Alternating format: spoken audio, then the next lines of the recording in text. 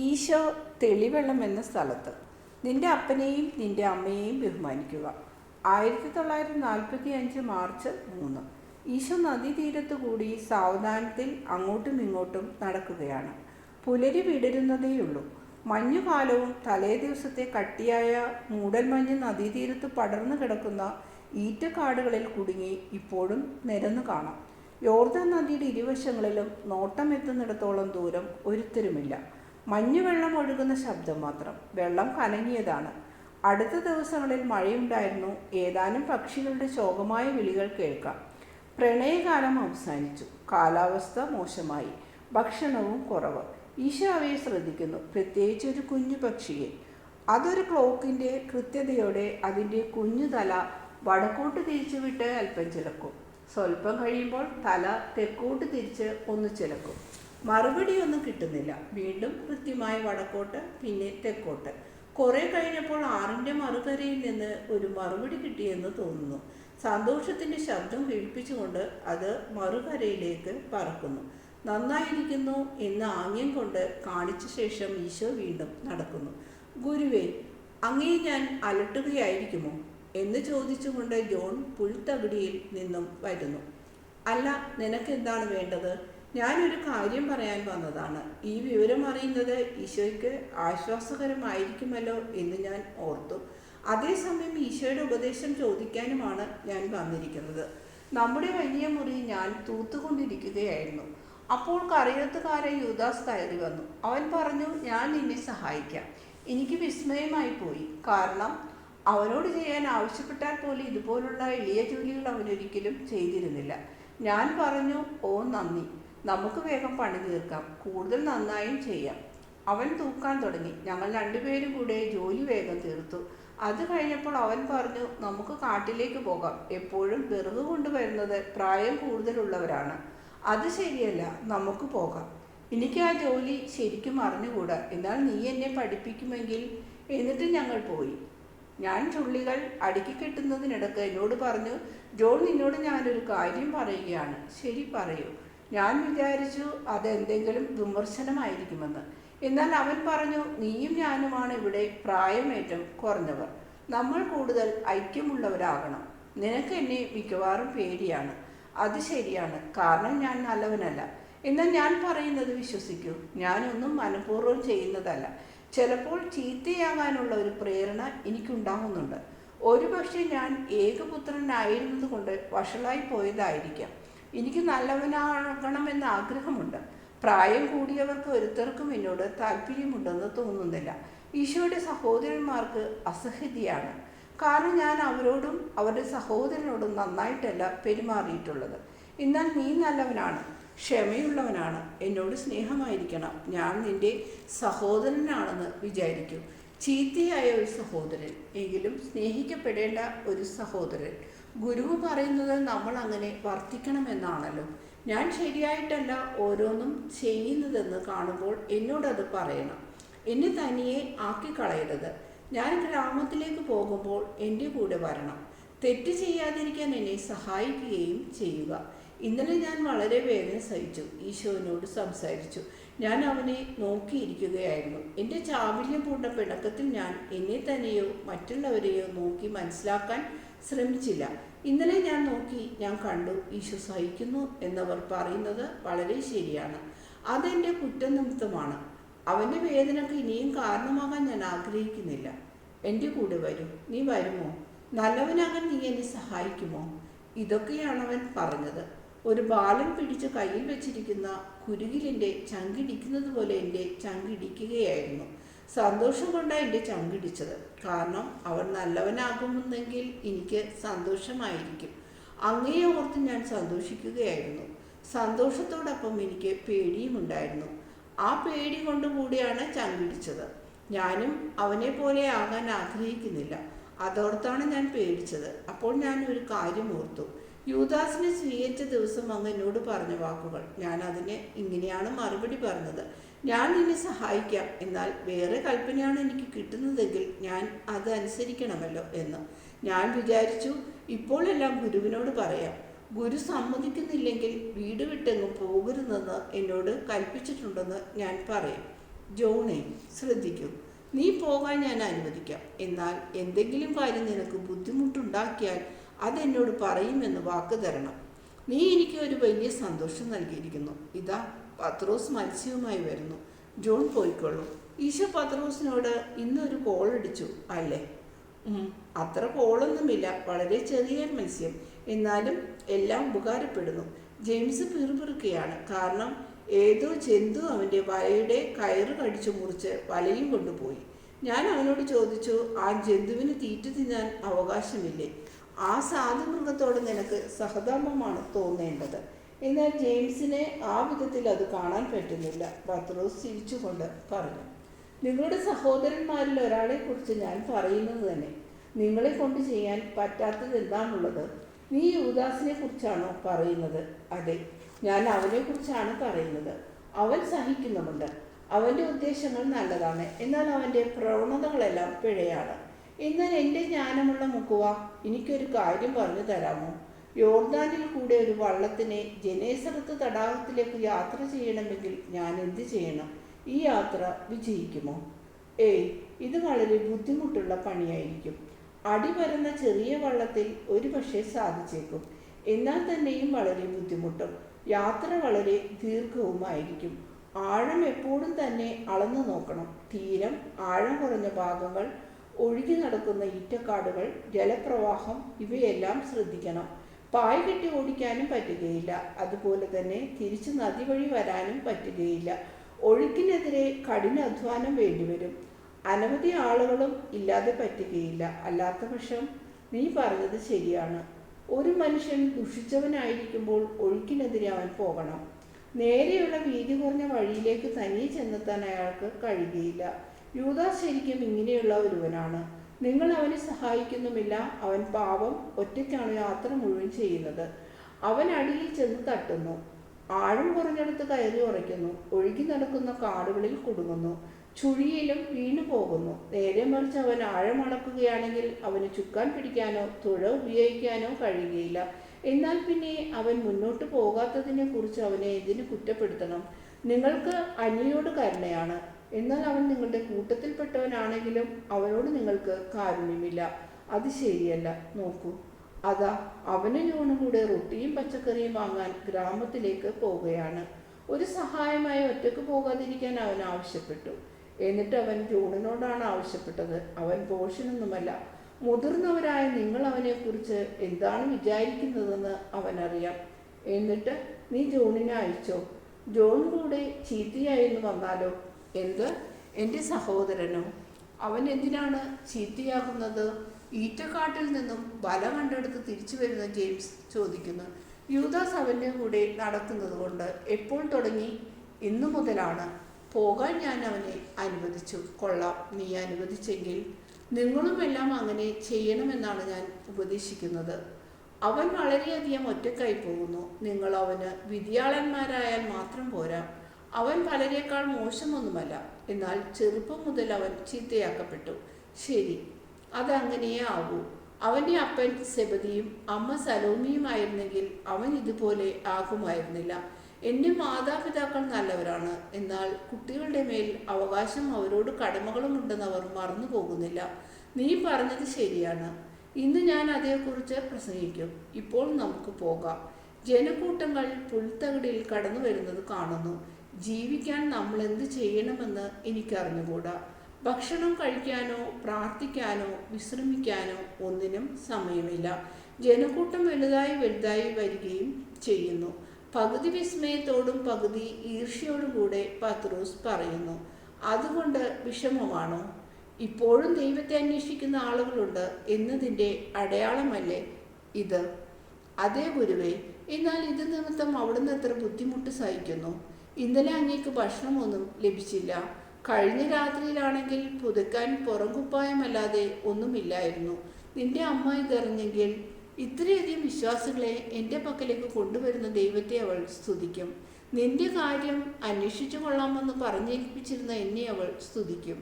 ഫിലിപ്പും ബർത്തലോമിയോയും കൂടെ സംസാരിച്ച് ആംഗ്യം കാണിച്ച് നടന്നു വരുന്നു. ഈശോയെ കണ്ടപ്പോൾ നടപ്പിന് വേഗത കൂട്ടി. ഓ ഗുരുവേ, നമ്മൾ എന്ത് ചെയ്യും? ശരിക്കുള്ള ഒരു തീർത്ഥാടക സംഘമാണ് ഇന്നുള്ളത്.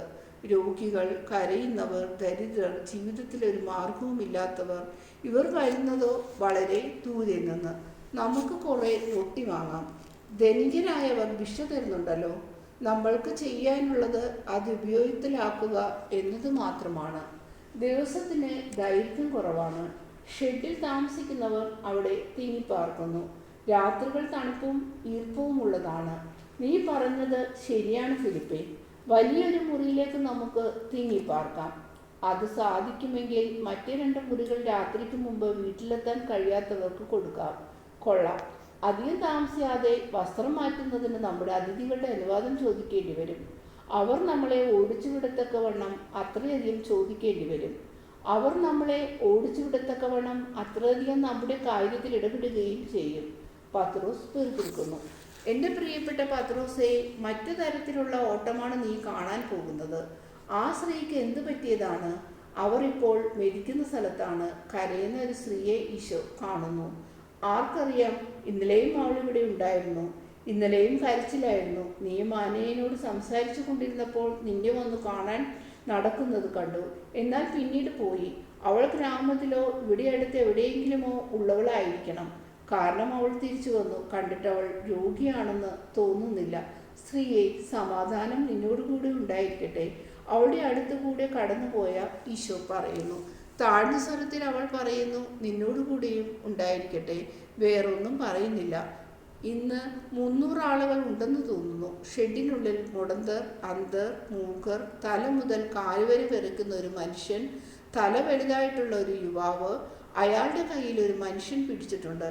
വലിയ തലയുള്ള ആ മനുഷ്യൻ കൂവുകയും വായിൽ നിന്നും വെള്ളമൊലിപ്പിക്കുകയും ബുദ്ധിയുടെ യാതൊരു ലക്ഷണവുമില്ലാത്ത ആ വലിയ തല ഇളക്കിക്കൊണ്ടിരിക്കുകയും ചെയ്യുന്നു. ഇവനൊരു പക്ഷേ ആ സ്ത്രീയുടെ മകനായിരിക്കുമോ? ഈശോ ചോദിക്കുന്നു. എനിക്കറിഞ്ഞുകൂടാ. സൈമനാണ് തീർത്ഥാടകരുടെ കാര്യങ്ങൾ അന്വേഷിക്കുന്നത്. അവനറിയാമായിരിക്കും. അവൻ തീഷ്ണനായനെ വിളിച്ചന്വേഷിക്കുന്നു. പക്ഷേ ആ മനുഷ്യൻ ആ സ്ത്രീയുടെ കൂടെയല്ല. സ്ത്രീ തനിയെയാണ്. അവൾ കരയുകയും പ്രാർത്ഥിക്കുകയുമല്ലാതെ വേറൊന്നും ചെയ്യുന്നില്ല. കുറച്ചു സമയം മുമ്പ് അവൾ എന്നോട് ചോദിച്ചു, ഗുരു ആളുകളുടെ ഹൃദയങ്ങളെയും സുഖപ്പെടുത്തുമോ എന്ന്. തീഷ്ണൻ വിശദീകരിക്കുന്നു. ഒരുപക്ഷെ അവളുടെ ഭർത്താവ് അവളോട് വിശ്വസ്തതയില്ലാത്തവനായിരിക്കും. പത്രോസ് പറയുന്നു.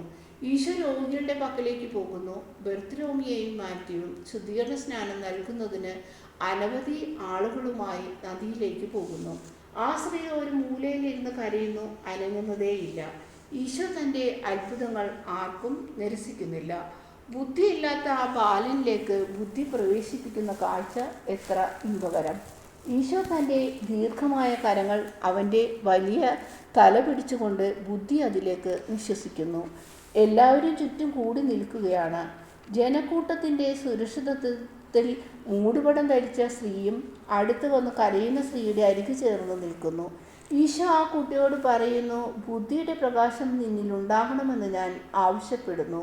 ദൈവത്തിൻ്റെ പ്രകാശത്തിന് വഴി തെളിക്കൂ എന്നും ഞാൻ ആവശ്യപ്പെടുന്നു. കുട്ടി ശ്രദ്ധിക്കൂ. എൻ്റെ കൂടെ ഇങ്ങനെ പറയൂ. ഈശോ പറയൂ, നീ പറയണം.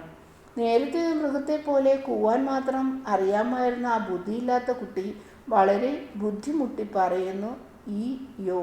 ഒരു പ്രാവശ്യം കൂടെ, ഈശോ. ആ ശിരസിൽ കൈകൾ പിടിച്ചുകൊണ്ട് ആജ്ഞാഭാവത്തിൽ അവനെ നോക്കിക്കൊണ്ട് പറയുന്നു, ഈശോ. ഒന്നുകൂടി പറയൂ, ഈശോ. സാധുവും മടയനുമായവൻ അവസാനം ശരിക്ക് പറയുന്നു. ഇപ്പോൾ അവൻ്റെ കണ്ണുകൾക്ക് പ്രകാശം, അധരങ്ങൾ ശരിക്കും പുഞ്ചിരിക്കുന്നു. മനുഷ്യ, നിനക്ക് വിശ്വാസമുണ്ടായിരുന്നു, നിന്റെ പുത്രൻ സുഖം പ്രാപിച്ചു. അവനോട് ചോദിക്കൂ. ഈശോയുടെ നാമം അത്ഭുത ശക്തിയുള്ളതാണ്. രോഗങ്ങളും ദുർമോഹങ്ങളും നീങ്ങിപ്പോകും. ആ മനുഷ്യൻ മകനോട് ചോദിക്കുന്നു, ഞാൻ ആരാണ്? കുട്ടി പറയുന്നു, എൻ്റെ അപ്പൻ. ആ മനുഷ്യൻ കുട്ടി അയാളുടെ ചങ്കിനോട് ചേർത്ത് പിടിച്ചുകൊണ്ട് പറയുന്നു, അവൻ ഇങ്ങനെയാണ് ജനിച്ചത്. എൻ്റെ ഭാര്യ പ്രസവത്തോടെ മരിച്ചുപോയി. അവൻ്റെ തലച്ചോറിനും സംസാരത്തിനും തടസ്സമുണ്ടായിരുന്നു. ഇപ്പോൾ നിങ്ങൾ കാണുന്നില്ലേ? ശരി, എനിക്ക് വിശ്വാസമുണ്ടായിരുന്നു. ഞാൻ ജോപ്പായിൽ നിന്നും വരുന്നതാണ്. ഗുരുവേ, അങ്ങേക്കായി ഞാൻ എന്താണ് ചെയ്യേണ്ടത്? നല്ലവനായിരിക്കുക. നിന്റെ മകനും വേറൊന്നും വേണ്ട. നിന്നെ സ്നേഹിക്കുകയും നമുക്ക് പോയി വല്യമ്മയെ വിവരമറിയിക്കാം. ഇങ്ങോട്ട് വന്നാൽ സുഖം കിട്ടുമെന്ന് എന്നെ ബോധ്യപ്പെടുത്തിയത് വല്യമ്മയാണ്. അവൾ അനുഗ്രഹീതയാകട്ടെ. അവർ രണ്ടുപേരും സന്തോഷത്തോടെ തിരിച്ചു പോകുന്നു.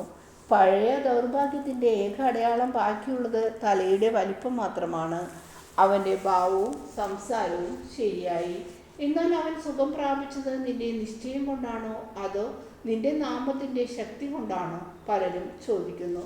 പുത്രനോട് എപ്പോഴും കാരുണ്യം കാണിക്കുന്ന പിതാവിൻ്റെ നിശ്ചയത്താലാണ്. എന്നാൽ എൻ്റെ നാമവും രക്ഷയാണ്. നിങ്ങൾക്കറിയാമല്ലോ, ഈശോ എന്നതിൻ്റെ അർത്ഥം രക്ഷകൻ എന്നാണ്.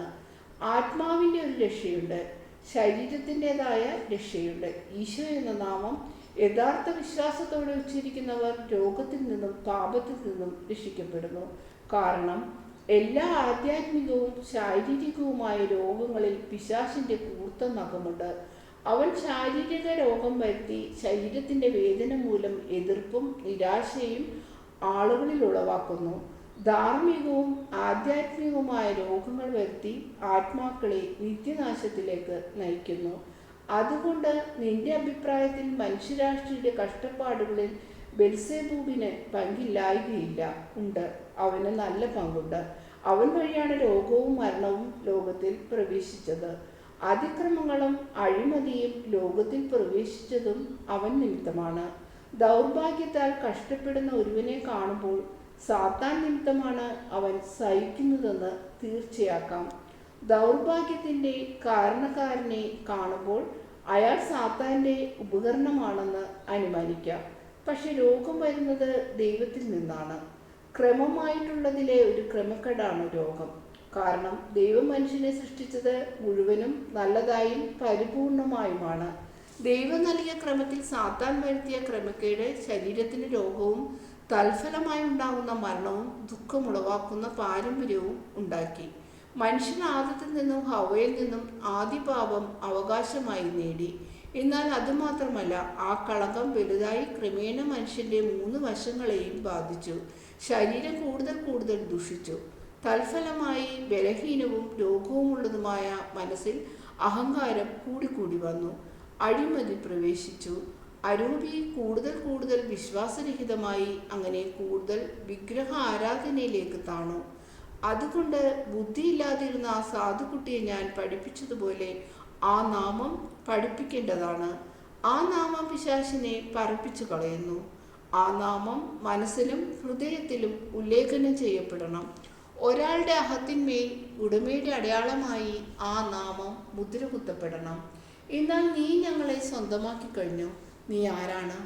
നീ നിന്നെക്കുറിച്ച് തന്നെ എത്ര വലുതായിട്ടാണ് ചിന്തിക്കുന്നത്. നിങ്ങളെ എൻ്റെ സ്വന്തമാക്കിയെങ്കിൽ എന്ന് ഞാൻ ആഗ്രഹിക്കുന്നു. എന്നാൽ അത് നടക്കുന്നില്ല. ഞാൻ നിങ്ങളെ സ്വന്തമാക്കിയിരുന്നെങ്കിൽ നിങ്ങൾ ഇപ്പോൾ തന്നെ രക്ഷിക്കപ്പെടുമായിരുന്നു. അതെൻ്റെ അവകാശവുമാകുമായിരുന്നു. കാരണം ഞാൻ രക്ഷകനാണ്. അതിനാൽ രക്ഷിക്കപ്പെട്ടവർ എനിക്കുണ്ടായിരിക്കണം. എന്നാൽ എന്നിൽ വിശ്വസിക്കുന്നവരെ ഞാൻ രക്ഷിക്കും. ഞാൻ ജോണിൻ്റെ പക്കൽ നിന്നാണ് വരുന്നത്. ജോൺ എന്നോട് പറഞ്ഞു, എഫ്രാമിൻ്റെയും ജെറൂക്കയുടെയും സമീപം പ്രസംഗിക്കുകയും സ്നാനപ്പെടുത്തുകയും ചെയ്യുന്നവൻ്റെ പക്കലേക്ക് പോകൂ. അവന് പൊറുക്കാനും ബന്ധിക്കാനും കഴിയും. എന്നാൽ എനിക്കാവട്ടെ രക്ഷയുടെ വഴിയിലൂടെയുള്ള നിങ്ങളുടെ പ്രയാണം എളുപ്പമാക്കാൻ പരിഹാര പ്രവൃത്തികൾ ചെയ്യൂ എന്ന് പറയാൻ മാത്രമേ കഴിവുള്ളൂ. ഊന്നുവടിയിന്മേൽ വന്നിട്ട് ഇപ്പോൾ പൂർണ്ണ സൗഖ്യം പ്രാപിച്ച ആ മനുഷ്യൻ പറയുന്നു, സ്നാപകന് ശിഷ്യർ നഷ്ടപ്പെടുന്നത് കൊണ്ട് ദുഃഖമില്ലേ? വേറൊരാൾ ചോദിക്കുന്നു. ആദ്യം സംസാരിച്ച മനുഷ്യൻ മറുപടി പറയുന്നു, ദുഃഖമോ? അവൻ അത് എല്ലാവരോടും പറയുന്നു, പോകുക പോകുക, ഞാൻ അസ്തമിക്കുന്ന നക്ഷത്രമാണ്. അവനാണ് ഉദിച്ചുയർന്നുകൊണ്ടിരിക്കുന്ന നക്ഷത്രം. അതിൻ്റെ പ്രഭ നിത്യമായി ഉറപ്പിച്ചിരിക്കുന്നു. അന്ധകാരത്തിലായിരിക്കാൻ നിങ്ങൾ ആഗ്രഹിക്കുന്നില്ല എങ്കിൽ എൻ്റെ തിരി കെട്ടുപോകുന്നതിന് മുമ്പ് അവൻ്റെ പക്കലേക്ക് തിരിയുക. എനിക്കറിയാം. ചുരുക്കമായി ഈശോ മറുപടി പറയുന്നു, പ്രീശന്മാരുടെ പ്രവൃത്തികളിലെ ശരിയും തെറ്റും പറഞ്ഞ് അവരുടെ ഇടയിൽ ഒരു തർക്കമുയരുന്നു. വിമർശിക്കരുത് എന്ന് കർശനമായി പറഞ്ഞ് ഈശോ അത് അവസാനിപ്പിക്കുന്നു. ഒരു വാക്കും ആർക്കും പറയാൻ കഴിയാത്ത വിധം അത്ര നിശിതമായിട്ടാണ് ഈശോ അത് പറഞ്ഞത്. ബെർത്തലോമിയോയും മാത്യുവും സ്നാനം സ്വീകരിച്ചവരുമായി വരുന്നു.